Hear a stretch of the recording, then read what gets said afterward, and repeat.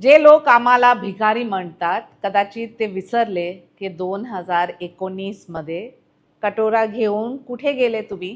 काँग्रेस आणि NCP. तिथे तुम्हाला फक्त सत्ता पाहिजे होते. मुख्यमंत्री म्हणून विचारधाराला डस्टबिनमध्ये फेका.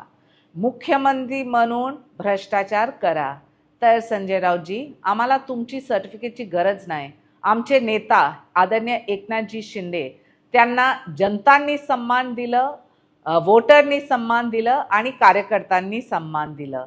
आता तुम्ही बघा टॅली 2024चे विधानसभा इलेक्शनमध्ये 80 सीट लढून आम्ही 60 सीट जिंकले. आता स्थानिक स्वराजमध्ये बघा तर 2017मध्ये जे निकाल होते तिथे 27 पण महापौर नव्हते शिवसेनाचे. आज आहे डबलपेक्षा जास्त. तर हे जे टायटल आहे भिकारीचा, आम्ही नक्कीच उभाटा सेनाला देऊ.